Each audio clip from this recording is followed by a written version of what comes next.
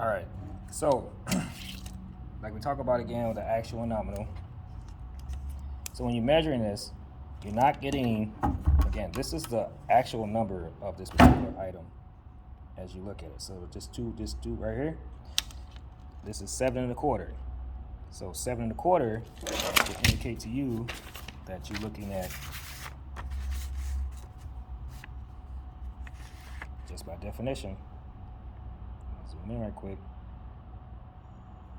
and dig a little more, as 1.5 inches by 7 1/4, giving you the actual measurement. The actual is this.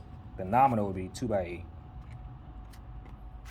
So again, when you're measuring lumber, there's gonna be some different lumber sizes because you might go out there and you're on a job site and you're trying to figure out, oh man, what lumber sizes is. You have to memorize this actual and nominal size. Because when they call this out, they say, give me a 2 by 8. And you gotta go, you'll be measuring out there, going out there trying to find 2 inches by 3 inches, and it's not gonna never be the case. 2 by 8, which is again, they calling out the nominal size, which is not the actual size. So you get actually 1.5 inches by 7 1/4. So that's one. The second one you do is 2 by 4. Again, 2 by 4 is 1.5 inches. All right. Just go this way, 1.5 inches. That's actually by 3.5. But that's the actual number. But what you're getting, the call name is going to be a 2 by 4. Which again, we zoom in again, show you this. Why I give this information and why it seems so tedious is because I really want you to understand when you're out in the trades and you're new to this thing, they're going to expect you to know these simple things. So if you don't go to work in a hardware store or something like that, and you're around it 24/7, and you start hearing it in the call names, you'll be okay. But if you're not around that stuff like that 24/7, then you have an issue. All right, next runner-up. This. Guess what this is? So this is 2 by what? The measurement. Take some time. What is that? Exactly. That is a 2 by 6. So once you get past 2 by 6, it drops down 3/4 inch. But again, the length doesn't matter. It can be as long as you want it. I mean, they're gonna have to cut it anyway. They just need to make sure it's the same width and the same thickness. Because this will be your plumbing wall. All right, 2 by 8, 2 by 6, you use for your plumbing in your bathroom, kitchen, or something like that. Those things you got to make sure what you want to use. Why do you use that? Because it can hide the plumbing chase in the wall without anyone, without disturbing the width, the actual layout of the. Well, basically what it is to hide the plumbing chase. All the plumbing. Your pipes might be 8 inches thick, whatever it may be. So it gives the option to hide that all in there behind the drywall without having to stick out. You have this big bulge in your wall. All right, the next one. That's what this is going to be. I'll take your time out. Let me move it back a little bit. I'm going to zoom in on this one, but this is what? The measurement. Bring it in to you. What is that? That's correct. This is a 2 by 10, which is 9 1/4, which again shrinks down to here. And then we don't have a 2 by 12 in this case, but a 2 by 12 is exactly going to be 11 1/4, and it's going to be just again bigger than this. And they use that for stairs and everything else. I have used 2 by 10s, 2 by 8s to make temporary stairs to go into a job trailer, but it was a small rung. But if you get higher, you want to go with 2 by 12s on a job site to cut your rings out. All right, just give you an example of what this might be. Look at this. Now the same concept applies, but this is now called 1-bys. This is 1-bys. It's like material you use to fur out your walls. You can use it for projects. You can use it for all things. But this is what they use to, for those purposes. So again, the same concept. Sometimes, again, the angle tape measure might be wonky, so I burn 1 inch. I might burn 2 inches. It doesn't make a difference. The new 2 is my 0. So right now, I'm looking at, just give you an example, 1.5 inches, right? So I put this on my 2s, and I do 0. That's 1 inch. then right there is a half, so 1.5 inches, right? And then you look at this thickness, it's 3/4. So let's look on here and see what we got. It's 3/4 by 1.5 inches. What do you think this may be? Now, this is where, again, you separate you from the sheep to the wolves. I just don't want to give you answers. I just want to be able to think about this stuff as well. All right, so we know we have 3/4 by 1.5 inches, which is the actual name, and it's the actual measurement of it. But the call name would be a 1/2, a 1/3, a 1/4, 1/5, 6, 7, 8, 9, 10, 12. It doesn't make that's all the same. Again, just know that you're getting 3/4 by 11 1/4. Now, let me just put this in there for you. Perspective is, if this is 3.5, zoom out real quick. If this is 1.5 inches, I'm sorry, if this is 1.5 inches, all right, either or.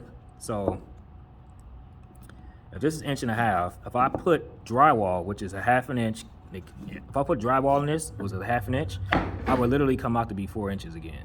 Because I'm taking into consideration this is 3.5 plus the material you put on top of it gives you back that 4-inch wall. So sometimes you lay out, you're laying out for the 2x4. They give you the 2x4 layout, so 3.5, and then once they snap a blue line, and off that blue, that's where you put this 2x4. If you're doing a plate, on a bottom plate, where we talk about the sill plate, on the ground, and then you put that 1/2 inch drywall on it, and it actually comes back out to 4 inches, right? So then you have the interior of your house room by doing that. We're not gonna get too deep in that, but again, it's just like saying, let me take a piece of paper and show you that. So again, let me say this is drywall, and I put this on there. Now I have 4 inches, right? Because it's 3.5, and say this is 1.5 inches. I mean 1/2 inch. Now I have my actual 4 inches back.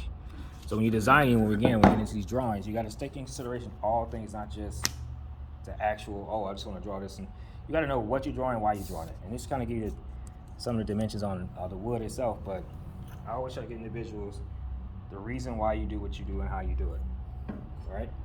And then I talked about how to find objects, right? So just look at this one more time. This particular thing here, the pipe, right? So to get the pipe dimension, if you don't have access to the ends like you have here, you can measure from end to end.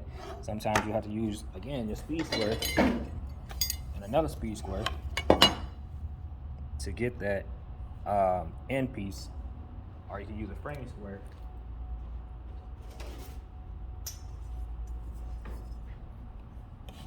Put it against that, like so, right? Now I can measure from here to here and get the thickness of this radius. I mean, this diameter or circumference of this, if this is already into a wall. So there are several things, man, that again, they're not teaching in the apprenticeship.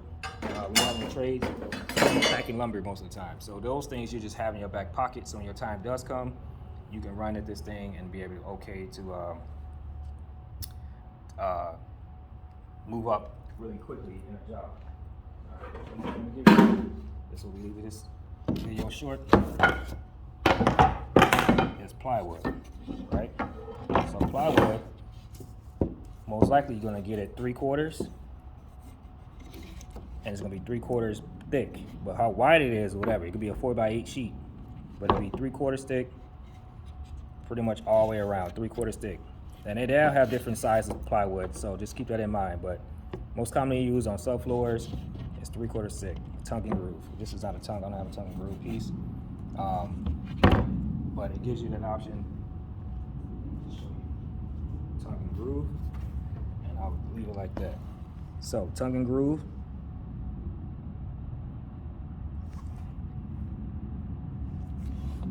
It's just like that, tongue and groove. That means this is your tongue, and this is your groove, and it locks in, which is give you the subfloor lock in. And this is they do liquid nail or anything like that on or some kind of surf. I've seen people do some crazy things, but anyway, they use some kind of subfloor glue. They go on top, some adhesive to tie this down. You shoot this down, and it goes back to that concept I was telling you guys, how if you're on a job site and you're standing around and you need to get something to do after you sharpen your pencils like 30 times, Again, this is already shot down, shot down, shot down, shot down, shot down. Now this is your sill plate on top of your subfloor, and it's laying down flat. What you would do is lay out every stud over each joist, and then when you all said and done, but he comes over, she comes over and start laying the plate out, you already got your studs laid out. All you gotta do is now shoot up your headers, your trim, top cripple, bottom cripple, and your window doors assembly. Right? And it's already done for you already. And this person thinking that you're like, wow, this person's already on it. Now this one, over this particular one, well, we're gonna have to get, this is what we're gonna get into, learning how to figure out how long a wall is and then calculate how many studs you may need for that particular wall. But this is already a give me because it's already laid out with you on 16. So the ones you can get, do it. Now this one, and then it gives you time to go ahead and work on this right here, even though you're gonna know the formula at the apprentice stage. You'll be able to figure out how long this wall is, and then you can take an estimate on how studs you may go in there. So things do change in walls. So you might have beam pocket in there, you have things in there. So don't get so caught up and say, oh, I know it. You know, you're gonna have to understand there's other things that goes into a wall as much as just studs. So studs, I mean, like trimmer studs, are you want to call them joists, might become beam pockets, and that's another conversation itself. When we get into that point. I don't know if I can give you a beam in this book in here somewhere. Maybe a beam pocket. Just to show you what I'm saying.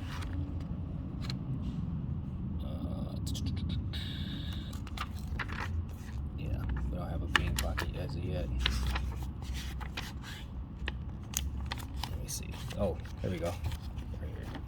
Sorry for flipping back and forth, guys. I'm just want to give you a quick connection to what I'm saying. Like this. This is called a beam pocket, but this is where it's on a foundation wall. But usually, if you're looking at it right here, it's notched out for a particular marker lamb or something like that, or 2x. You can see like they got 3 of them attached together. 3 2x6, 2x10s, or this is a 2x12. It's 11 1/4. Zoom in some more. Beam pocket, right? Which is a supporting. This is using this beam to sandwich these together. They nail 3 on center. Might put some liquid nail in there, and you can see where it sits into the foundation wall itself. And at this point, sometimes walls have the same thing. This would be instead of wooden wall, concrete wall. This can be a wooden wall, and then your trimmer studs becomes the supports underneath there. That's why I said don't get too cocky and start thinking that you know everything. You just want to be. This is just to give you a good idea of what it takes to stay on a job as an apprentice. Again, a lot of apprentices get into this trade. You got the strength, but you don't have the knowledge behind the strength. So they'll just use you for cheap labor, then they're going to get rid of you. But in this case, watch Mr. Owen's videos, you'll be A-OK, ask qualifying questions, and you'll be A-OK. All right, this will be it for the last qualifying questions you can add to the game as well. So these are questions you might want to bring up when you're working on a job site and you're trying to get more insight on what it's doing being done. No one likes probably might just keep asking them what and how. They want to be more, if you ask what and how questions, you got to ask them more qualifying what and how questions to get the answer you need. Well, you know how I do it, guys. Choo! All right, hit that like button, subscribe. There'll be more of this content to keep you guys soaring high. Later.